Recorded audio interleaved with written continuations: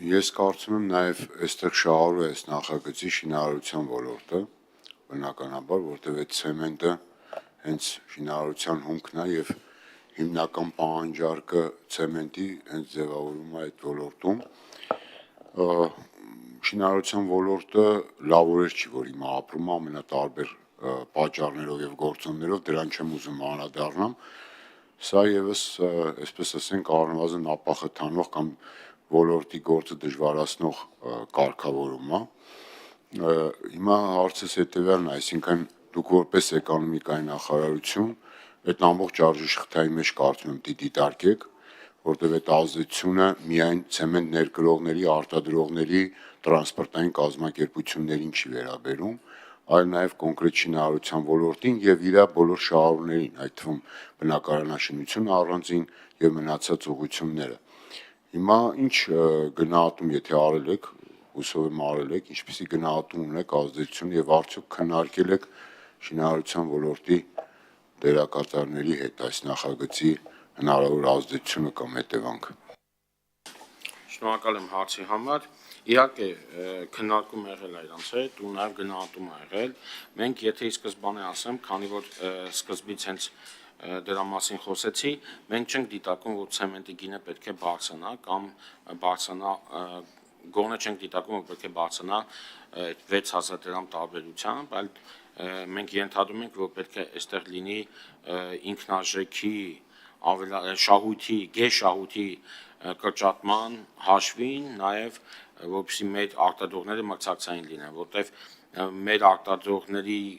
գնի բարձրացում չի դիտարկվել, բայց ամեն դեպքում, եթե անգամ դիտարկենք, որ որոշակի գնի բարձրացում լինելու է, գնահատվել է ընդհանուր շինարարության վրա 1 քառակուսի մետրի վրա 1%-ի շրջանակներում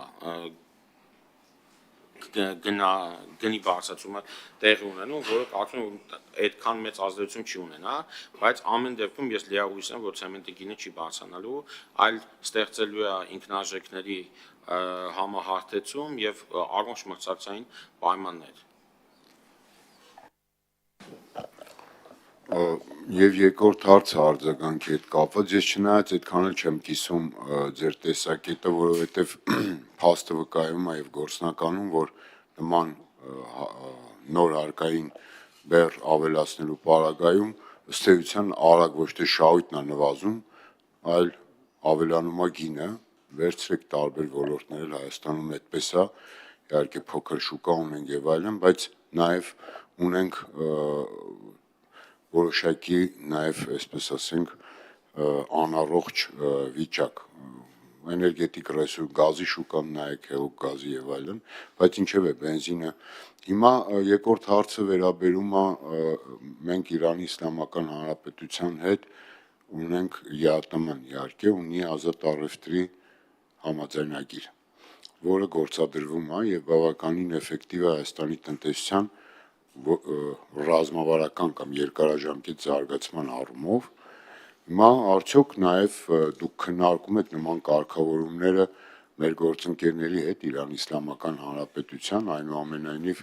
իրանց ցեմենտն է ներկրվում Հայաստան եւ այստեղ այո որոշակի զգուշավորություն եւ փոխգործակցություն անհրաժեշտ, իհարկե հայկական շահ առաջ մղելու առումով, բայց այնուամենայնիվ մենք լավ գիտենք, որ նման գործիքները կարան նաև դառնան հայլանման այլ ուղղություններով։ Ես ուզում եմ հասկանամ, այս վայրիվերումները, որ անում ենք իրավիճակից բխող կտրուկ բարձրացնում ենք ցեմենտի տուրքը, հետո կտրուկ իջեցնում եւ այլն, այս ինչպես է քննարկվում կամ ինչպես է այսպես կոմունիկացվում նաև Իրանի տնտեսության շահը ներկայացնող մեր գործընկերների հետ։ Շնորհակալություն։ Ճիշտ դիտարկում անեցիք, հատկապես ազատ տնտեսական գործունեության հետ կապված, ես այդ մասը չէի նշել, որ հաշվի առնելով ազատ առևտրի նոր իրավիճակը եւս 5% իրանական ցեմենտի ներմուծման գնի իջեցում է լինում, որը կրկին անգամ նպաստում է ոչ մրցակցային իրավիճակին, իսկ Իրանի Իսլամական Հանրապետության հետ մենք բավականին լավ հարաբերությունների մեջ ենք, նրանք մեր լավագույն գործընկերներն են եւ պարբերաբար միասին քննարկումներ լինում է, մի քանի ամիս առաջ ես Իրանի Իսլամական Հանրապետությունը եւ բավականին տարբեր թեմաներով, այդ թվում նաեւ նմանատիպ թեմաներով քննարկումներ եղել է ու կարծում եմ, որ ընդհանուր տեսանկյունից նրանք նույնպես նորմալ են գնահատում, բայց դե իրանք էլ իրանք շահն ունեն, բարձր չէ, որ այնպես չի որ ողջունելու են, բայց իրավիճակին ճիշտ են նկարում։